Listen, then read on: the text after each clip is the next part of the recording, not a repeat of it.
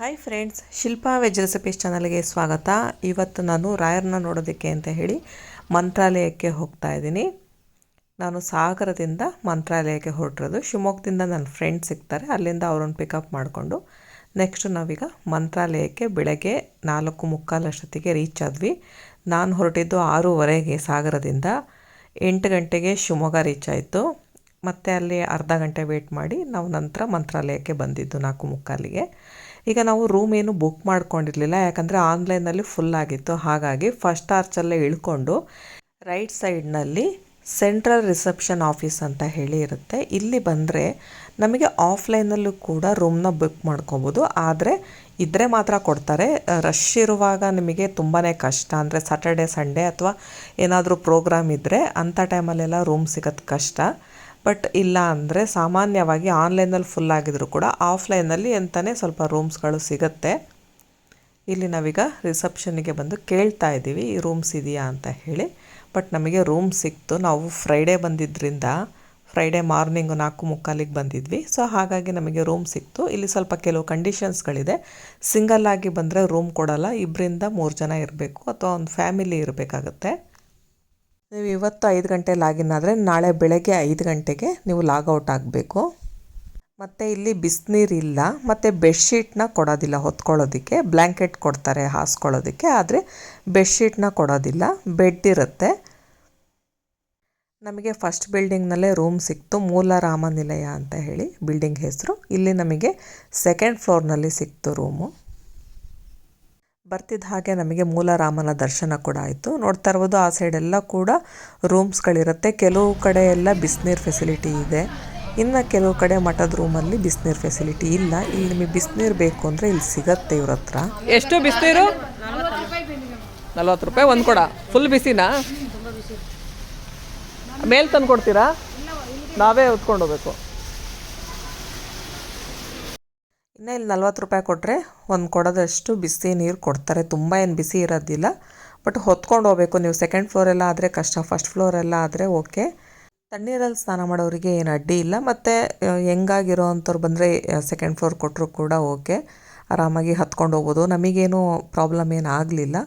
ನಮಗೆ ತಣ್ಣೀರಲ್ಲಿ ಸ್ನಾನ ಮಾಡೋಕ್ಕೂ ಆಯಿತು, ತೊಂದರೆ ಆಗಲಿಲ್ಲ. ಜೊತೆಗೆ ಮೇಲ್ಗಡೆ ಹತ್ತು ಇಳಿಯೋದಕ್ಕೂ ನಮಗೇನು ಪ್ರಾಬ್ಲಮ್ ಆಗಲಿಲ್ಲ. ವಯಸ್ಸಾದವ್ರು ಬಂದರೆ ಸ್ವಲ್ಪ ನೋಡಿಕೊಂಡು ಅವ್ರಿಗೆ ರಿಕ್ವೆಸ್ಟ್ ಮಾಡಿಕೊಂಡು ಫಸ್ಟ್ ಫ್ಲೋರ್ನಲ್ಲಿ ಅಥವಾ ಗ್ರೌಂಡ್ ಫ್ಲೋರ್ನಲ್ಲಿದ್ದರೆ ಕೇಳ್ಕೊಬೋದು.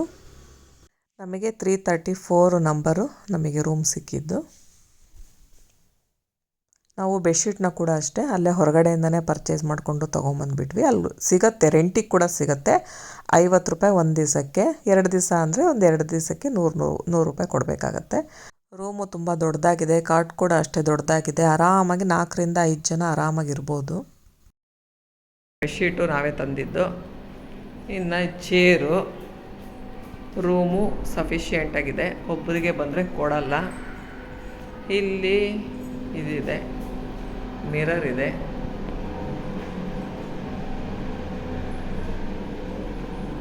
ಇಷ್ಟಿದೆ. ಫಸ್ಟ್ ಆರ್ಚಲ್ಲಿ ನಾವು ರೂಮ್ ಮಾಡಿದ್ದು. ನೆಕ್ಸ್ಟ್ ಏನು ಆರ್ಚ್ ಬರುತ್ತಲ್ಲ ಅದು ಮಠಕ್ಕೆ ಹೋಗೋದು. ನಾವು ಕೇವಲ ಒಂದು 2 ನಿಮಿಷದಲ್ಲೇ ಹೋಗ್ಬೋದು, ಅಷ್ಟು ಹತ್ತಿರದಲ್ಲೇ ರೂಮ್ ಸಿಕ್ತು ನಮಗೆ. ನಾವು ಆನ್ಲೈನಲ್ಲಿ ಬುಕ್ ಮಾಡಲಿಲ್ಲ ಅಂದರೂ ಕೂಡ ನಮಗೆ ಆರಾಮಾಗಿ ರೂಮ್ ಕೂಡ ಆಫ್ಲೈನಲ್ಲಿ ಸಿಕ್ತು, ಮತ್ತು ಕಡಿಮೆ ರೇಟಲ್ಲೇ ಕೂಡ ಸಿಕ್ತು.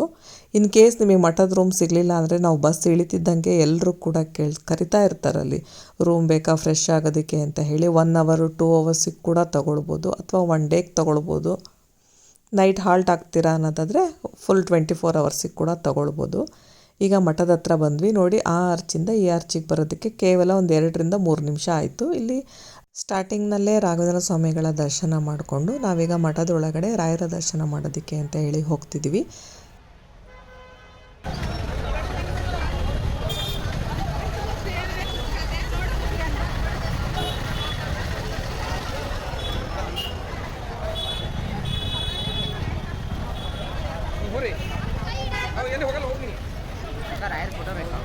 ಬನ್ನಿ.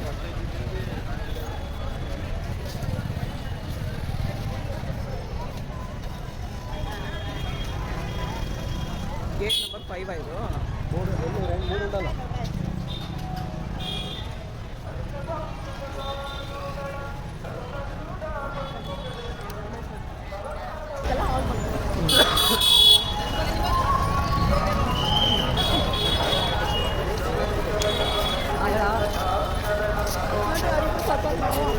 ರಾಯರ ದರ್ಶನ ಮಾಡೋದಕ್ಕೂ ಮುಂಚೆ ಇಲ್ಲಿ ದೇವಿ ಮಂಚಾಲಮ್ಮನವರ ದರ್ಶನ ಮಾಡಬೇಕು ಫಸ್ಟು. ಅದೇ ಇಲ್ಲಿ ವಾಡಿಕೆ ಇರೋದು. ಫಸ್ಟು ಮಂಚಾಲಮ್ಮನ ದರ್ಶನ ಮಾಡಿಕೊಂಡು ನಂತರ ಅಲ್ಲಿ ಕ್ಯೂನಲ್ಲಿ ನಿಂತ್ಕೊಂಡು ನಾವು ರಾಯರ ದರ್ಶನ ಮಾಡೋದಕ್ಕೆ ಒಳಗಡೆ ಹೋಗಬೇಕಾಗತ್ತೆ. ಇನ್ ಕೇಸ್ ನಿಮಗೆ ಕ್ಯೂ ಅಲ್ಲೆಲ್ಲ ಹೋಗೋಕ್ಕಾಗಲ್ಲ ಅನ್ನೋದಾದರೆ ಟಿಕೆಟ್ ತೊಗೊಂಡು ನೀವು ಒಳಗಡೆ ಹೋಗೋದಕ್ಕೆ ಅನುಕೂಲ ಕೂಡ ಇದೆ, ಈಸಿಯಾಗಿ ಹೋಗಬಹುದು. ಎಲ್ಲರೂ ಕೂಡ ರಾಯರ ದರ್ಶನ ಮಾಡೋದಕ್ಕಿಂತ ಮುಂಚೆ ಮಂಚಲಮ್ಮನವರ ದರ್ಶನ ಮಾಡಿ. ಬಟ್ ರಾಯರ ದರ್ಶನ ಮಾಡೋದಕ್ಕೆ ಆಗೋದಿಲ್ಲ ನೀವು, ಯಾಕಂದರೆ ಇಲ್ಲೇ ಬಂದು ಮಾಡಬೇಕಾಗತ್ತೆ. ಅಲ್ಲೆಲ್ಲ ಒಳಗಡೆ ವೀಡಿಯೋ ಮಾಡೋದಕ್ಕೆ ಆಗೋದಿಲ್ಲ, ಆಪ್ಷನ್ ಇಲ್ಲ. ಇಲ್ಲಿ ಹೊರಗಡೆಯಿಂದ ಏನು ವೀಡಿಯೋ ಮಾಡ್ಬೋದು ಅಷ್ಟು ಮಾತ್ರ ಮಾಡಿ ಹಾಕ್ಕೊಳ್ತಾ ಇದ್ದೀನಿ. ನೆಕ್ಸ್ಟ್ ಈಗ ಮಂಚಲಮ್ಮ ದೇವಿಯ ದರ್ಶನ ಆದಮೇಲೆ ನಂತರ ನಾವೀಗ ರಾಯರ ದರ್ಶನ ಮಾಡೋದಕ್ಕೆ ಕ್ಯೂ ಅಲ್ಲಿ ಹೋಗ್ತಾ ಇದ್ದೀವಿ. ಇವತ್ತು ನಾವು ಶುಕ್ರವಾರ ಬಂದಿರೋದ್ರಿಂದ ಕ್ಯೂ ನಮಗೆ ಇಲ್ಲಿಂದನೇ ಸಿಗ್ತಾ ಇದೆ ನೋಡಿ. ಇಲ್ಲಾಂದರೆ ನಾವು ಅಲ್ಲಿ ಸ್ಟಾರ್ಟಿಂಗ್ ಎಂಟ್ರೆನ್ಸಿಂದ ಹೋಗಿ ಕ್ಯೂ ಅಲ್ಲಿ ಬರಬೇಕಾಗಿತ್ತು. ಇನ್ನೇನಾದರೂ ನೀವು ಸಾಟರ್ಡೆ ಸಂಡೇ ಅಥವಾ ಏನಾದರೂ ಹಾಲಿಡೇಸ್ ಇದ್ದಾಗೆಲ್ಲ ಬರ್ತೀರಾ ಅನ್ನೋದಾದರೆ ಅಷ್ಟು ದೊಡ್ಡ ಕ್ಯೂನಲ್ಲಿ ಹೋಗಬೇಕಾಗತ್ತೆ. ಹಾಗಾಗಿ ಆದಷ್ಟು ವೀಕ್ ಡೇಸಲ್ಲಿ ಬರೋದಕ್ಕೆ ಟ್ರೈ ಮಾಡಿ. ಇಲ್ಲಿ ಸ್ವಲ್ಪ ಲೇಟಾಗಿ ಏನಾದರೂ ಬಂದರೆ ಬಿಸಿಲು ಎಲ್ಲ ಜಾಸ್ತಿ ಇರುತ್ತೆ, ಹಾಗಾಗಿ ಕ್ಯೂ ಅಲ್ಲಿ ಹೋಗೋದು ಸ್ವಲ್ಪ ಕಷ್ಟ. ಜೊತೆಗೆ ಮೆಟ್ಲುಗಳೆಲ್ಲ ಇರುತ್ತೆ, ವಯಸ್ಸಾದವರಿಗೆ ಸ್ವಲ್ಪ ಕಷ್ಟ ಆಗ್ಬೋದು. ಹಾಗಾಗಿ ನೀವು ಟಿಕೆಟ್ ತಗೊಂಡು ಒಳಗಡೆ ಎಂಟ್ರಿ ಆಗ್ಬೋದು. ಇನ್ನು ಮಂತ್ರಾಲಯವನ್ನು ಈ ಹಿಂದೆ ಮಂಚಾಲಯ ಎಂದು ಕರೆಯಲಾಗ್ತಿತ್ತು. ಇಲ್ಲಿನ ಗ್ರಾಮ ದೇವತೆ ಮಂಚಾಲಮ್ಮ. ಶ್ರೀ ಗುರು ರಾಘವೇಂದ್ರ ಸ್ವಾಮಿಗಳು ಬೃಂದಾವನ ನಿರ್ಮಿಸಲು ಸ್ಥಳವನ್ನು ಹುಡುಕ್ತಿದ್ದಾಗ ಅಂದಿನ ದಿವಾನರಾಗಿದ್ದಂತಹ ವೆಂಕಣ್ಣನವರ ಮೂಲಕ ಈ ಸ್ಥಳವನ್ನು ಆಯ್ಕೆ ಮಾಡಿಕೊಳ್ತಾರೆ. ರಾಯರು ಬೃಂದಾವನವನ್ನು ಪ್ರವೇಶಿಸುವ ಮೊದಲು ಮಂಚಾಲಮ್ಮನ ಆಶೀರ್ವಾದ ಪಡೆದು ಮಂಚಾಲಮ್ಮ ರಾಯರ ಮುಂದೆ ಕಾಣಿಸಿಕೊಂಡು ಇಲ್ಲಿನ ಜನ ನಿನ್ನನ್ನೇ ನೆನೆಯುತ್ತಾರೆ, ನನ್ನನ್ನು ಮರೆತು ಬಿಡುತ್ತಾರೆ ಎಂದು ಹೇಳಿದಾಗ ರಾಯರು ಮೊದಲು ನಿನಗೆ ಪೂಜೆ ಸಲ್ಲಿಸಿದ ನಂತರವೇ ನನ್ನ ದರ್ಶನ ಅಂತ ಹೇಳಿ ವರವನ್ನು ನೀಡ್ತಾರೆ. ಹಾಗಾಗಿ ಫಸ್ಟು ಮಂಚಾಲಮ್ಮನ ದರ್ಶನ ಮಾಡಿಕೊಂಡು ನಂತರ ರಾಯರ ದರ್ಶನ ಮಾಡೋದಕ್ಕೆ ಅಂತ ಹೇಳಿ ಭಕ್ತಾದಿಗಳು ಹೋಗ್ತಾರೆ. ಇನ್ನು ನಾವು ಕೂಡ ಮಂಚಾಲಮ್ಮನ ದರ್ಶನ ಮಾಡಿಕೊಂಡು ನಂತರವೇ ನಾವೀಗ ರಾಯರ ದರ್ಶನ ಮಾಡೋದಕ್ಕೆ ಹೋಗ್ತಾ ಇರೋದು. ನಾವು ಒಂದು ದಿವಸ ಉಳ್ಕೊಂಡಿದ್ವಿ, ಹಾಗಾಗಿ ನಾವು 4-5 ಸಲ ರಾಯರ ದರ್ಶನ ಮಾಡೋದಕ್ಕೂ ಮುಂಚೆನೇ ಮಂಚಾಲಮ್ಮನ ದರ್ಶನ ಮಾಡಿಕೊಂಡು ನಂತರನೇ ರಾಯರ ದರ್ಶನ ಮಾಡಿದ್ದು. ಇನ್ನು ಇಲ್ಲಿ ತುಲಾಭಾರ ಏನಾದರೂ ಹರಕೆ ಹೊತ್ಕೊಂಡಿದ್ರೆ ಇಲ್ಲಿ ಸಲ್ಲಿಸೋದಕ್ಕೆ ಅವಕಾಶ ಕೂಡ ಇದೆ. ಇಲ್ಲಿ ಹಣ್ಣು ಕಾಯೆಲ್ಲ ಮಾಡೋದಿಲ್ಲ, ಹಣ್ಣು ಕಾಯಿ ಏನಿದ್ರು ಮಂಚಾಲಮ್ಮನಿಗೆ ಮಾಡಿಕೊಂಡು ನಂತರ ನಾವಿಲ್ಲಿ ರಾಯರಿಗೆ ಬರಬೇಕು. ರಾಯರಿಗೆ ಏನಿದ್ರು ಕಾಣಿಕೆ ಹಾಕ್ಕೊಳ್ಬೇಕಾಗತ್ತೆ. ಇನ್ನು ಬೇಕಂದರೆ ನೀವು ಅಕ್ಕಿ, ತೊಗರಿಬೇಳೆ ಮತ್ತು ಬೆಲ್ಲನ ಕೊಡಬಹುದು. ಅದನ್ನು ಅಲ್ಲಿ ಹೊರಗಡೆ ಕೌಂಟ್ರ್ ಇಟ್ಟಿದ್ದಾರೆ, ಅಲ್ಲಿ ನೀವು ಕೊಟ್ಕೊಳ್ಬೋದು. ನಾನು ಕೂಡ ಮಂತ್ರಾಲಯಕ್ಕೆ ಬರಬೇಕು ಅಂತ ಎಷ್ಟು ವರ್ಷಗಳಿಂದ ಅಂದ್ಕೊಳ್ತಿದ್ದೆ, ಬಟ್ ಆಗಲಿಲ್ಲ. ನನಗೆ ಲಾಕರ್ ಕೀ ಒಂದು ಕಳೆದೋಗಿತ್ತು. ಒಂದು 5 ರೂಪಾಯಿ ಕಾಯಿನ್ನ ಎತ್ಬಿಟ್ಟು ರಾಯರೇ ನಂಗೆ ಸಿಕ್ಕರೆ ಸಾಕಪ್ಪ, ಬಂದು ನಿನ್ನ ದರ್ಶನ ಮಾಡ್ತೀನಿ ಅಂತ ಬೇಡ್ಕೊಂಡಿದ್ದೆ. ಪವಾಡ ರೀತಿಯಲ್ಲಿ ನೆಕ್ಸ್ಟ್ ಡೇನೇ ನನಗೆ ಸಿಕ್ತು. ಹಾಗಾಗಿ ಮಂತ್ರಾಲಯಕ್ಕೆ ಕಾಣಿಕೆ ಹಾಕೋದಕ್ಕೆ ಬಂದಿದ್ದೀನಿ. ನೆಕ್ಸ್ಟು ರಾಯರ ದರ್ಶನ ಆದಮೇಲೆ ತೀರ್ಥ ಮತ್ತು ಮಂತ್ರಾಕ್ಷತೆನ ಹೊರಗಡೆ ಕೊಡ್ತಾ ಇರ್ತಾರೆ, ಅಲ್ಲಿ ನಾನು ತೊಗೊಂಡಿದ್ದೀನಿ. ಮಂತ್ರಾಕ್ಷತೆ ಮಾತ್ರ ಮಿಸ್ ಮಾಡಲೇಬೇಡಿ, ಯಾಕಂದರೆ ಎಲ್ರಿಗೂ ಗೊತ್ತಿದೆ ಮಂತ್ರಾಲಯದ ಮಂತ್ರಾಕ್ಷತೆ ಮಹಿಮೆ ಏನು ಅಂತ ಹೇಳಿ. ನಾನಿಲ್ಲಿ ಮಂತ್ರಾಕ್ಷತೆನ ತೊಗೊಂಡಿದ್ದೀನಿ. ಈಗ ನೆಕ್ಸ್ಟು ಪ್ರದಕ್ಷಿಣೆ ನಮಸ್ಕಾರ ಮಾಡೋದಕ್ಕೆ ಅಂತ ಹೇಳಿ ಬಂದಿದ್ದೀವಿ. ನಾನಿಲ್ಲಿ ಒಂದು 5 ಪ್ರದಕ್ಷಿಣೆ ನಮಸ್ಕಾರ ಮಾಡಿಕೊಂಡೆ. ನನ್ನ ಫ್ರೆಂಡು ಹೆಜ್ಜೆ ನಮಸ್ಕಾರ ಮಾಡಿದ್ರು. ನಂತರ ಇಲ್ಲಿ ಪ್ರದಕ್ಷಿಣೆ ನಮಸ್ಕಾರ ಎಲ್ಲ ಆದಮೇಲೆ ಮತ್ತೊಮ್ಮೆ ನಾವು ರಾಯರ ದರ್ಶನ ಮಾಡ್ಕೊಂಬಂದ್ವಿ. ನಂತರ ಇಲ್ಲಿ ನಿಮಗೆ ರಾಯರಿಗೆ ಸಂಬಂಧಿಸಿದಂತಹ ಪುಸ್ತಕಗಳೆಲ್ಲ ಸಿಗುತ್ತೆ. ಇಲ್ಲಿ ನೀವಿಲ್ಲಿ ತಗೊಳ್ಬೋದು. ಜೊತೆಗೆ ಅರಿಶಿಣ, ಕುಂಕುಮ, ಪಚ್ಕರ್ಪೂರ, ಸುಗಂಧ, ಶ್ರೀಗಂಧದ್ದು ಪುಡಿ, ಈ ರೀತಿ ರಾಯರಿಗೆ ಸಂಬಂಧಪಟ್ಟಿಸಿದಂತಹ ಎಲ್ಲ ವಸ್ತುಗಳು ಕೂಡ ಈ ಮಠದ ಒಳಗಡೆನೇ ಸಿಗುತ್ತೆ. ನೋಡ್ತಾ ಇರ್ಬೋದು, ಅಲ್ಲಿ ಏನು ಕ್ಯೂ ಕಾಣಿಸ್ತಾ ಇದೆಯಲ್ಲ, ಇಲ್ಲಿ ಒಳಗಡೆ ಹೋದ್ರೇ ರಾಯರ ದರ್ಶನ ಆಗೋದು. ಅಲ್ಲಿ ಕಾಣಿಸ್ತಾ ಇರ್ಬೋದು ರಾಯರ ದರ್ಶನ ಮಾಡೋದಕ್ಕೆ. ನಾವು ಒಂದು ಸಲ ರಾಯರ ದರ್ಶನ ಮಾಡಿಕೊಂಡು ಹೊರಗಡೆ ಬಂದಮೇಲೆ ನಮಗೆ ಕಂಪ್ಲೀಟಾಗಿ ನಮ್ಮ ಮನಸ್ಸೇ ಚೇಂಜ್ ಆಗುತ್ತೆ. ಪಾಸಿಟಿವ್ ಎನರ್ಜಿ ಜಾಸ್ತಿನೇ ಆಗುತ್ತೆ ಅಂತಲೇ ಹೇಳ್ಬೋದು. ಎಷ್ಟು ಸಲ ಕೈ ಮುಗಿತಾ ಇದ್ದರೂ ಕೈ ಮುಗಿತಾನೇ ಇರಬೇಕು ಅನಿಸುತ್ತೆ. ಎಷ್ಟು ಸಲ ನಮಗೆ ಅವಕಾಶ ಸಿಕ್ಕರೂ ರಾಯರ ದರ್ಶನ ಮಾಡೋಕ್ಕೆ ಹೋಗೋಣ ಅಂತಲೇ ಅನ್ನಿಸ್ತಿರುತ್ತೆ. ಇಲ್ಲೆಲ್ಲ ವಸ್ತು ಸಂಗ್ರಹಾಲಯ ಥರ ಇಲ್ಲೆಲ್ಲ ರಾಯರಿಗೆ ಸಂಬಂಧಪಟ್ಟಿದ್ದೆಲ್ಲ ಇಟ್ಟಿದ್ದಾರೆ. ಇದನ್ನೆಲ್ಲ ನಾವು ಒಂದು ಸಲ ನೋಡಿಕೊಂಡು ನೆಕ್ಸ್ಟು ಅನ್ನ ಪ್ರಸಾದಕ್ಕೆ ಹೊರಟ್ವಿ. ಇಲ್ಲಿ ಅನ್ನ ಪ್ರಸಾದ 2 ಕಡೆ ಕೊಡ್ತಾರೆ. ಈಗ ಕೆಲವರು ದೂರದಿಂದ ಬಂದಿರ್ತಾರೆ, ಪಂಚಶಲ್ಯ ಎಲ್ಲ ತಂದಿರೋದಿಲ್ಲ, ಅಂಥವರಿಗೆಲ್ಲ ಸಪ್ರೇಟಾಗಿ ಒಂದು ಕೌಂಟರ್ ಇದೆ. ಇನ್ನು ಸೇವೆ ಎಲ್ಲ ಮಾಡಿಸೋರಿಗೆ ಅಂತಲೇ ಸಪ್ರೇಟ್ ಒಂದು ಕೌಂಟರ್ ಇದೆ. ಅಲ್ಲಿ ನಾವು ಸ್ಯಾರಿನೇ ಉಟ್ಕೊಂಡು ಹೋಗಬೇಕು. ಇನ್ನು ಜೆಂಟ್ಸು ಪಂಚೆ ಶಲ್ಯನೇ ಹಾಕ್ಕೊಂಡು ಹೋಗಬೇಕಾಗತ್ತೆ ಊಟಕ್ಕೆ. ನೆಕ್ಸ್ಟ್ ಈಗ ಅನ್ನ ಪ್ರಸಾದಕ್ಕೆ ಹೊರಟಿದ್ದೀವಿ. ನಾವು ಆ್ಯಕ್ಚುಲಿ ಡ್ರೆಸ್ ಹಾಕ್ಕೊಂಬಂದಿದ್ವಲ್ಲ, ಹಾಗಾಗಿ ಫಸ್ಟ್ ಡೇ ಏನಾಯಿತು ಅಂದರೆ ನಾವು ಜನರಲ್ ಇದಕ್ಕೇ ಹೋದ್ವಿ. ಇನ್ನು ಇಲ್ಲಿ ಮ್ಯೂಸಿಯಮ್ಗೆ ದಾರಿ ಅಂತ ಇದೆ. ಇಲ್ಲಿ ರಾಯರಿಗೆ ಸಂಬಂಧಪಟ್ಟಂತಹ ಎಲ್ಲ ವಸ್ತು ಸಂಗ್ರಹಾಲಯ ಇದೆ. ಇಲ್ಲಿ ನೀವು ಬೇಕಂದರೆ ಟಿಕೆಟ್ ತೊಗೊಂಡು ನೋಡ್ಕೊಂಡು ಹೋಗ್ಬೋದು. ಆದರೆ ವಿಡಿಯೋ ಮಾಡೋದಕ್ಕೆ ಆಪ್ಷನ್ ಇಲ್ಲ. ನಾವು ಹೋಗಲಿಲ್ಲ, ನೆಕ್ಸ್ಟ್ ಡೇ ಹೋಗೋಣ ಅಂತ ಹೇಳಿ ಹಾಗೆ ಬಂದ್ವಿ. ನೆಕ್ಸ್ಟ್ ಈಗ ಅನ್ನ ಪ್ರಸಾದಕ್ಕೆ ಹೋಗ್ತಾ ಇದ್ದೀವಿ. ಅನ್ನ ಪ್ರಸಾದ ಬೇಕಂದರೆ ನಾವು ಕೌಂಟರ್ ನಂಬರ್ 10ಗೆ ಹೋಗಬೇಕಾಗತ್ತೆ.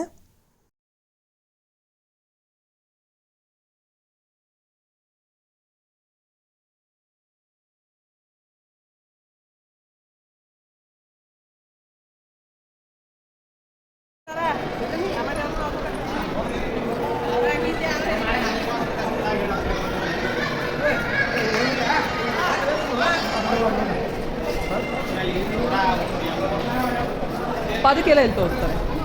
ಇನ್ನು ಸಾರ್ವಜನಿಕವಾಗಿ ಅನ್ನ ಪ್ರಸಾದ ಇರೋವಂಥ ಕಡೆ ಹೋಗಬೇಕಾದ್ರೆ ಸ್ವಲ್ಪ ನಡ್ಕೊಂಡು ಹೋಗಬೇಕಾಗತ್ತೆ. ಇಲ್ಲಿ ಸಾಮಾನ್ಯವಾಗಿ ಪ್ಯಾಂಟು ಶರ್ಟು ಎಲ್ಲ ಹಾಕ್ಕೊಂಡು ಬಂದಿದ್ದರೆ ಅಥವಾ ಬೇರೆ ರೀತಿ ಡ್ರೆಸ್ಗಳನ್ನು ಹಾಕ್ಕೊಂಡು ಬಂದಿದ್ರೆ ಅಂಥವ್ರು ಹೋಗಿ ಊಟ ಮಾಡ್ತಾರೆ. ಜೊತೆಗೆ ಸೇವೆ ಗಿವೆ ಎಲ್ಲ ಮಾಡಿಸೋದಾದರೆ ಬೇರೆ ಕಡೆನೇ ಅನ್ನ ಪ್ರಸಾದ ಇದೆ. ನಾವು ಇವತ್ತು ಸಾರ್ವಜನಿಕವಾಗಿ ಸಿಗೋವಂತಹ ಅನ್ನ ಪ್ರಸಾದದ ಕಡೆ ಹೋಗ್ತಾ ಇದ್ದೀವಿ. ನಾಳೆ ದಿವಸ ನಾವು ಅಲ್ಲಿ ಸೇವೆ ಎಲ್ಲ ಮಾಡಿಸಿದ್ದಕ್ಕೆ ಇರುತ್ತಲ್ಲ ಊಟ, ಅಲ್ಲಿ ಹೋಗ್ತಾ ಇದ್ದೀವಿ. ಇನ್ನು ರಾಯರ ದರ್ಶನ ಮಾಡ್ಕೊಂಬಂದ್ಮೇಲೆ ನನಗಂತೂ ತುಂಬಾ ಖುಷಿಯಾಗಿಬಿಟ್ಟಿದೆ. ಜೊತೆಗೆ ಪಾಸಿಟಿವ್ ಆಗಿ ತುಂಬಾ ಚೇಂಜ್ ಆಗಿಬಿಟ್ಟಿದೆ. ನನಗೆ ಸ್ವಲ್ಪ ಈ ಥರ ದೇವಸ್ಥಾನಗಳಿಗೆ ಹೋಗಿ ಒಂಥರ ಮನಸ್ಸಿಗೆ ನೆಮ್ಮದಿ ಮಾಡ್ಕೊಂಡು ಬರಬೇಕಿತ್ತು. ಯಾಕಂದರೆ ನಮ್ಮ ತಂದೆ ಕೂಡ ಈಗಷ್ಟೇ ಎಕ್ಸ್ಪೈರ್ಡ್ ಆಗಿದ್ದರು. ಆ ದುಃಖದಿಂದ ಹೊರಗಡೆ ಬರೋದಕ್ಕೆ ಕೂಡ ನನಗೆ ಒಂದು ಪಾಸಿಟಿವ್ ಎನರ್ಜಿ ಸಿಕ್ತು ಅಂತಲೇ ಹೇಳ್ಬೋದು. ರಾಯರ ದರ್ಶನ ಮಾಡೋದಕ್ಕೆ ನಾವು ತಿಂಡಿ ಎಲ್ಲ ತಿಂದ್ಕೊಂಡು ಆ ರೀತಿ ಬರಬಾರ್ದು. ನಾವಂತೂ ತಿಂಡಿ ಏನೂ ತಿಂದಿಲ್ಲ, ಹಾಗೆ ಬಂದಿದ್ವಿ. ಈಗ ಅನ್ನ ಪ್ರಸಾದಕ್ಕೆ ಡೈರೆಕ್ಟಾಗಿ ಮಠದೊಳಗೆ ಹೋಗ್ತಿದ್ವಿ, ಹೊರಗಡೆ ಎಲ್ಲೂ ಕೂಡ ತಿಂತಾ ಇಲ್ಲ. ನಿಮಗೇನಾದರೂ ತಿಂಡಿ ತಿಂದೆ ಸ್ವಲ್ಪ ಸುಸ್ತು ಏನಾದರೂ ಆಗಿದ್ದರೆ ಇಲ್ಲಿ ಮಜ್ಜಿಗೆ ಕೂಡ ಇಟ್ಕೊಂಡಿರ್ತಾರೆ, ನೀವು ತೊಗೊಂಡು ಕುಡಿಬಹುದು. ಬಟ್ ನಾವು ಆದಷ್ಟು ಮಠದೊಳಗಡೆ ಏನು ಸಿಗುತ್ತೆ ಅದನ್ನೇ ತಿನ್ನಬೇಕು ಅಂತ ಹೇಳಿ ಅಂದ್ಕೊಂಡು ಬಂದಿದ್ದೀವಿ. ಹಾಗಾಗಿ ಮಠದಲ್ಲಿ ಅಷ್ಟೇ ನಮ್ಮದು ಊಟ, ಹೊರಗಡೆ ಏನೂ ಇಲ್ಲ. ಇನ್ನು ಯೂಟ್ಯೂಬಲ್ಲೆಲ್ಲ ವಿಡಿಯೋ ಕೂಡ ನೋಡಿದ್ದೆ ನಾನು. ರಾಯರ ದರ್ಶನ ಮಾಡಬೇಕು, ರಾಯರ ಸೇವೆ ಮಾಡಬೇಕು ಅನ್ನೋದಾದರೆ ಮಠದಲ್ಲೇ ಇದು ಮಾಡಬೇಕು, ಊಟ ಎಲ್ಲ ಮಾಡಬೇಕು, ಹೊರಗಡೆ ಎಲ್ಲ ತಿನ್ನಬಾರ್ದು ಅಂತ ಕೂಡ ಹೇಳಿದರು. ಹಾಗಾಗಿ ನಾವು ಕೂಡ ಅದನ್ನೇ ಪಾಲಿಸ್ಕೊಂಡು ಬಂದಿದ್ದೀವಿ. ನಾವು ಬೆಳಗ್ಗೆ ಏನು ತಿಂಡಿ ತಿಂದಿಲ್ಲ, ಡೈರೆಕ್ಟು ಮಠದಲ್ಲಿ ಊಟ ಮಾಡೋದಕ್ಕೆ ಹೋಗ್ತಾ ಇದ್ದೀವಿ. ನಾವು ವೀಕ್ ಡೇಸಲ್ಲಿ ಬಂದಿರೋದ್ರಿಂದ ರಶ್ ಕೂಡ ಕಡಿಮೆ ಇತ್ತು. ಇನ್ನೇನಾದರೂ ಇನ್ ಕೇಸ್ ವೀಕೆಂಡ್ಸಲ್ಲಿ ಆಗಿದ್ದರೆ ಕಂಪ್ಲೀಟಾಗಿ ರಶ್ ಇರ್ತಾಯಿತ್ತು. ಇಲ್ಲೂ ಕೂಡ ನಾವು ತುಂಬ ಹೊತ್ತು ಕಾಯಬೇಕಾಗಿತ್ತು. ನೀವು ಮಂತ್ರಾಲಯಕ್ಕೆ ಬರಬೇಕಾದ್ರೆ ಸ್ವಲ್ಪ ಹಣ್ಣನ್ನೇನಾರ ತಂದು ಇಟ್ಕೊಂಡ್ರೆ ಬೆಸ್ಟು. ಹಣ್ಣನ್ನು ತಿಂದ್ಕೊಂಡು ನೀವು ರಾಯರ ದರ್ಶನ ಮಾಡೋದಕ್ಕೆ ಕೂಡ ಬರಬಹುದು. ಬಟ್ ಆದಷ್ಟು ಹೊರಗಡೆ ತಿಂಡಿ ತಿಂದ್ಕೊಂಡು ಬರೋದು ಅದೆಲ್ಲ ಅವಾಯ್ಡ್ ಮಾಡಿ. ನನ್ನ ಜೊತೆಗೆ ಏನು ಫ್ರೆಂಡ್ ಬಂದಿದ್ದಾರಲ್ಲ, ಅವ್ರ ಹೆಸರು ರಶ್ಮಿ ಅಂತ. ಅವರು ಪಾಪ ಹೋದ ವರ್ಷವೇ ನನಗೆ ಕರೆದಿದ್ರು ಕೂಡ, ಬನ್ನಿ ರಾಯರ ದರ್ಶನ ಮಾಡಿಕೊಂಡು ಮಂತ್ರಾಲಯಕ್ಕೆ ಹೋಗಿ ಬರೋಣ ಅಂತ. ಬಟ್ ಆವಾಗ ನನಗೆ ಅಷ್ಟೊಂದು ನಂಬಿಕೆ ಇರಲಿಲ್ಲ. ಸೊ ಹಾಗಾಗಿ ನಾನು ಇಲ್ಲ, ನನಗೆ ಯಾವಾಗ ನಂಬಿಕೆ ಬರುತ್ತೋ ಆವಾಗ ಬರ್ತೀನಿ ಅಂತ ಹೇಳಿದ್ದೆ. ಅವರು ಕೂಡ ಅಷ್ಟೇ, ನಿಮಗೆ ಯಾವಾಗ ಕರೀತೀರೋ ನಾನು ಅವತ್ತು ಬರೋದಿಲ್ಲ ಅಂತ ಹೇಳಲ್ಲ, ಬರ್ತೀನಿ ಅಂತ ಕೂಡ ಹೇಳಿದರು. ಬಟ್ ಯಾವಾಗ ನನ್ನ ಲಾಕರ್ ಕೀ ಕಳೆದೋಯ್ತೋ ಆವಾಗ ನಾನು ಅವಾಗಷ್ಟೇ ಯೂಟ್ಯೂಬಲ್ಲೆಲ್ಲ ರಾಯರ ಬಗ್ಗೆ ನೋಡ್ತಾ ಇದ್ದೆ. ಹಾಗೆ ರಾಘವೇಂದ್ರ ಸ್ವಾಮಿ ಮಹಾತ್ಮೆ ಸೀರಿಯಲ್ ಕೂಡ ನೋಡ್ತಾ ಇದ್ದೆ. ಅದರಿಂದ ಸ್ವಲ್ಪ ಮೋಟಿವೇಶನ್ ಆಗಿ ಒಂದು ಕಾಯಿನ ತಗೊಂಡು, ರಾಯರೇ ನೀವಿದ್ದರೆ ನನಗೆ ಹೇಗಾದರೂ ಮಾಡಿ ಲಾಕರ್ ಕೀ ಸಿಗಲಿ ಅಂತ ಕೇಳಿಕೊಂಡೆ. ಖಂಡಿತವಾಗ್ಲೂ ನಿಮ್ಮ ದರ್ಶನ ಮಾಡೋದಕ್ಕೆ ಮಂತ್ರಾಲಯಕ್ಕೆ ಬರ್ತೀನಿ ಅಂತ ಕೂಡ ಕೇಳ್ಕೊಂಡಿದ್ದೆ. ಅದೇ ರೀತಿ ಪವಾಡದ ಥರ ನನಗೆ ನೆಕ್ಸ್ಟ್ ಡೇನೇ ಸಿಕ್ತು. ರಾಯರು ನನ್ನನ್ನು ಕರೆಸ್ಕೊಳ್ಬೇಕು ಅಂತಲೇ ನನಗೆ ಕೀ ಸಿಗೋ ಹಾಗೆ ಮಾಡಿದ್ದಾರೆ. ಈಗ ಫಸ್ಟ್ ಡೇ ಅನ್ನಪ್ರಸಾದ ಆಯಿತು. ನಾವು ನೆಕ್ಸ್ಟ್ ಡೇ ಬಂದಿದ್ದೀನಿ, ಅದರದ್ದು ವಿಡಿಯೋ ಕೂಡ ಮಾಡಿಬಿಟ್ಟು ಇದ್ರ ಜೊತೆಗೆ ಆ್ಯಡ್ ಮಾಡಿದ್ದೀನಿ. ಇನ್ನೊಂದು ಕಡೆ ಬಾಳೆ ಎಲೆಯಲ್ಲಿ ಊಟ ಹಾಕ್ತಾರೆ. ಇಲ್ಲೂ ಕೂಡ ಅಷ್ಟೇ ಸೇಮ್ ಊಟನೇ. ಬಟ್ ಇಲ್ಲಿ ಬಾಳೆ ಎಲೆಯಲ್ಲಿ ಊಟ ಮಾಡೋದು, ಕುತ್ಕೊಂಡು ಊಟ ಮಾಡೋದು ಒಂದು ರೀತಿ ಟೇಸ್ಟ್ ಇನ್ನೂ ಚೆನ್ನಾಗಿ ಅನಿಸುತ್ತೆ. ಇಲ್ಲೂ ಅಷ್ಟೇ ಕೌಂಟರ್ ನಂಬರ್ 10 ಒಳಗೆ ಬಂದುಬಿಟ್ಟು ಇಲ್ಲಿ ಸಣ್ಣ ಓಣಿ ಇದೆ, ಅಲ್ಲಿ ಒಳಗಡೆಯಿಂದ ಹೋಗಬೇಕಾಗತ್ತೆ. ಇನ್ನು ಇಲ್ಲಿ ಊಟ ಅವರೇ ಬಡಿಸ್ತಾರೆ. ಅಲ್ಲಿ ಹೋದರೆ ನಾವೇ ತಟ್ಟೆ ತೊಗೊಂಡು ಸೆಲ್ಫ್ ಸರ್ವಿಸ್ ಥರ ಊಟನ ನಾವು ಹೋಗಿ ಹಾಕಿಸ್ಕೊಳ್ಬೇಕಾಗತ್ತೆ. ಇನ್ನು ಇಲ್ಲಿ ಬಂದ್ವಿ, ಒಂದು ಪಂಕ್ತಿ ಆಗಿ ನೆಕ್ಸ್ಟ್ನೇ ಪಂಕ್ತಿಗೆ ಹೋಗಿದ್ದಾರೆ ಎಲ್ಲ. 3ನೇ ಪಂಕ್ತಿಗೆ ನಾವೀಗ ಕಾಯ್ತಾ ಇದ್ದೀವಿ. ತುಂಬ ರಶ್ ಇತ್ತು. ಇನ್ನು ಇವರು ಅಂಕಲ್ ಆಂಟಿ ನಮ್ಮ ಬಸ್ನಲ್ಲಿ ಬಂದವರು, ಇವರು ಕೂಡ ಸಾಗರದವರೇ ಅಂತೆ. ನಮಗೆ ಒಳ್ಳೆ ರೀತಿಯಲ್ಲಿ ಫ್ರೆಂಡ್ ಆಗಿದ್ದರು. ಇನ್ನು ಎಲ್ಲರೂ ಕೂಡ ಅಷ್ಟೇ ಇಲ್ಲಿ ಭಜನೆ ಮಾಡಿಕೊಂಡು ಕೂತಿದ್ರು. ಒಂಥರ ಪಾಸಿಟಿವ್ ವೈಬ್ರೇಷನ್ ಅಂತಾರಲ್ಲ, ಆ ರೀತಿ ಹೊರಗಡೆ ಎಲ್ಲ ನಾವು ಈ ರೀತಿ ಭಜನೆ ಮಾಡ್ಕೊಂಡು ಕೂತಿ ನಂತರ ಅನ್ನಪ್ರಸಾದಕ್ಕೆ ಒಳಗಡೆ ಹೋದ್ವಿ. ನೆಕ್ಸ್ಟ್ ಇಲ್ಲಿ ಅನ್ನಪ್ರಸಾದ ತೊಗೊಂಡು ನಾವು ರೂಮಿಗೆ ಹೋಗಿ ಫ್ರೆಶ್ ಅಪ್ ಆಗಿ ಮತ್ತೆ ನೆಕ್ಸ್ಟ್ ನೈಟು ರಥೋತ್ಸವ ನೋಡೋದಕ್ಕೆ ಅಂತ ಹೇಳಿ ಬಂದಿದ್ದೀವಿ. ನೈಟಲ್ಲಿ ಕೂಡ ಅಷ್ಟೇ ಲೈಟಿಂಗ್ಸ್ ಎಲ್ಲ ತುಂಬಾ ಚೆನ್ನಾಗಿರುತ್ತೆ. ನೀವು ಒನ್ ಡೇ ಬಂದರೆ ಸಾಕು, ಬೆಳಗ್ಗೆ ಮುಂಚೆ ಒಂದು 6 ಗಂಟೆಗೆ ಬಂದರೆ ಫ್ರೆಶ್ ಅಪ್ ಆಗಿ ರಾಯರ ದರ್ಶನ ಮಾಡಿಕೊಂಡು ಪಂಚಮುಖಿ ದೇವಸ್ಥಾನಕ್ಕೆಲ್ಲ ಹೋಗಿ ಬಂದು ನಂತರ ಇಲ್ಲಿ ಅನ್ನಪ್ರಸಾದ ಮಾಡಿಕೊಂಡು ಸಂಜೆ ರಥೋತ್ಸವ ಎಲ್ಲ ನೋಡಿಕೊಂಡು ರಾತ್ರಿ ನೀವು ಒಂದು 9 ಗಂಟೆ 10 ಗಂಟೆಗೆ ಬಸ್ ಬುಕ್ ಮಾಡಿಕೊಂಡ್ರೆ ಹೋಗಿಬಿಡ್ಬೋದು. ಬಟ್ ನಾನು ಮಂತ್ರಾಲಯದಲ್ಲಿ ಒನ್ ಡೇ ಸ್ಟೇ ಮಾಡಲೇಬೇಕು ಅನ್ನೋ ರೀಸನಿಂದ ಒನ್ ಡೇ ಹಾಲ್ಟ್ ಮಾಡಿದ್ವಿ. ನೋಡ್ತಾ ಇರ್ಬೋದು ಲೈಟಿಂಗ್ಸ್ ಎಲ್ಲ ಎಷ್ಟು ಚೆನ್ನಾಗಿ ಕಾಣಿಸ್ತಾ ಇದೆ ಅಂತ ಹೇಳಿ. ನೆಕ್ಸ್ಟ್ ಈಗ ಸಂಜೆ ಪ್ರತಿ ದಿವಸ ಕೂಡ ಇಲ್ಲಿ 7 ಗಂಟೆಯಿಂದ ರಥೋತ್ಸವ ನಡೆಯುತ್ತೆ. ಕೆಲವು ಸಲ ಮಾತ್ರ 7:15 7:30 ಆಗುತ್ತೆ ಟೈಮಿಂಗ್ಸು. ಇನ್ನು ರಥೋತ್ಸವದ ವಿಡಿಯೋನು ಕೂಡ ಸಪ್ರೇಟಾಗಿ ಕೂಡ ಮಾಡಿ ಹಾಕಿದ್ದೀನಿ. ನೆಕ್ಸ್ಟ್ ಈಗ ರಥೋತ್ಸವಕ್ಕೆ ಹೋಗೋಕ್ಕೂ ಮುಂಚೆ ನಾನಿಲ್ಲಿ ಊರಿಂದನೇ ಬರಬೇಕಾದ್ರೆ ಬೆಲ್ಲದಚ್ಚು, ತುಪ್ಪ, ಬತ್ತಿ, ಮ್ಯಾಚ್ ಬಾಕ್ಸು, ಒಂದು ತಟ್ಟೆ ಇಟ್ಕೊಂಡು ಬಂದಿದ್ದೆ. ನಾನಿಲ್ಲಿ ರಾಯರಿಗೆ ಬೆಲ್ಲದಚ್ಚಿನ ಆರತಿ ಮಾಡೋಣ ಅಂತ ಹೇಳಿ ಫಸ್ಟು ನಾನು ಮಂಚಲಮ್ಮಂಗೆ ಬೆಲ್ಲದಚ್ಚಲ್ಲಿ ಆರತಿ ಮಾಡಿ ನಂತರ ರಾಯರಿಗೆ ಆರತಿ ಮಾಡಿದ್ದೆ. ಇದನ್ನು ಯೂಟ್ಯೂಬಲ್ಲಿ ಕೂಡ ಮಧುಸೂದನ್ ಅನ್ನೋರು ಹೇಳಿದರು. ರಾಯರು ಆರತಿ ಪ್ರಿಯರು, ಅವರಿಗೆ ಮಿಸ್ ಮಾಡದೆ ಆರತಿಯನ್ನು ಮಾಡಿಬಿಟ್ಟು ಬನ್ನಿ ಅಂತ ಹೇಳಿದರು. ಸೊ ಅದೇ ರೀತಿ ನಾನು ಆರತಿನ ಕೂಡ ತಗೊಂಡು ಹೋಗಿದ್ದೆ. ಫಸ್ಟು ಮಂಚಾಲಮ್ಮಂಗೆ ಮಾಡಿ ನಂತರ ರಾಯರಿಗೆ ಮಾಡೋಕ್ಕೆ ಸ್ಟಾರ್ಟ್ ಮಾಡಿದೆ. ಎಷ್ಟು ಸಾಧ್ಯನೋ ಅಷ್ಟು ಹೊತ್ತು ನಾನು ಆರತಿ ಮಾಡಿದ್ದೀನಿ. ಬಟ್ ಯಾರಿಗೂ ಕೂಡ ಗೊತ್ತಿರಲಿಲ್ಲ ಅನಿಸುತ್ತೆ, ಯಾರೂ ಕೂಡ ಮಾಡ್ತಾ ಇರಲಿಲ್ಲ. ಇನ್ನು ನಾವು ಒಳಗಡೆ ಎಲ್ಲ ತೊಗೊಂಡೋಗಿ ಆರತಿ ಮಾಡೋಂಗಿಲ್ಲ, ಹೊರಗಡೆಯಿಂದನೇ ಆರತಿ ಮಾಡಿ ಇಡಬೇಕು. ನಾನು ಆರತಿ ಮಾಡುವಾಗಲೇ ಕರೆಕ್ಟಾಗಿ ರಾಘವೇಂದ್ರ ಸ್ವಾಮಿಗಳಿಗೂ ಕೂಡ ಒಳಗಡೆ ಆರತಿ ಮಾಡ್ತಾಯಿದ್ರು. ನಾನು ನನ್ನ ಫ್ರೆಂಡು ಇಲ್ಲಿ ಆರತಿ ಎಲ್ಲ ಮಾಡಿ ಮುಗ್ದಾದ್ಮೇಲೆ ನಂತರ ಒಳಗಡೆ ರಥೋತ್ಸವ ನೋಡೋದಕ್ಕೆ ಅಂತ ಹೇಳಿ ಹೋದ್ವಿ. ಇನ್ನು ನೆಕ್ಸ್ಟ್ ವಿಡಿಯೋದಲ್ಲಿ ನಾನು ಪಂಚಮುಖಿ ದೇವಸ್ಥಾನಕ್ಕೆ ಹೋಗಿದ್ದಾಗಿರ್ಬೋದು ಮತ್ತು ಮೃತ್ತಿಕೆ ಪ್ರಸಾದ ಎಲ್ಲಿ ಸಿಗುತ್ತೆ, ಅದ್ರ ಮಹಾತ್ಮೆ ಏನು ಅಂತ ಹೇಳಿ ನೆಕ್ಸ್ಟ್ ವಿಡಿಯೋಗಳಲ್ಲಿ ಅಪ್ಲೋಡ್ ಮಾಡ್ತೀನಿ. ಈಗ ನಾವು ರಥೋತ್ಸವ ನೋಡೋದಕ್ಕೆ ಅಂತ ಹೇಳಿ ಒಳಗಡೆ ಬಂದಿದ್ದೀವಿ. 7:20ಕ್ಕೆ ಇವತ್ತು ರಥೋತ್ಸವ ಅಂದರು, ಹಾಗಾಗಿ ನಾವಿಲ್ಲಿ ಕಾಯ್ತಾ ಇದ್ದೀವಿ. ನೆಕ್ಸ್ಟ್ ಈಗ ರಥೋತ್ಸವ ವಿಡಿಯೋನ ಕಂಟಿನ್ಯೂ ಮಾಡ್ತೀನಿ, ನೀವು ಕೂಡ ನೋಡಿ.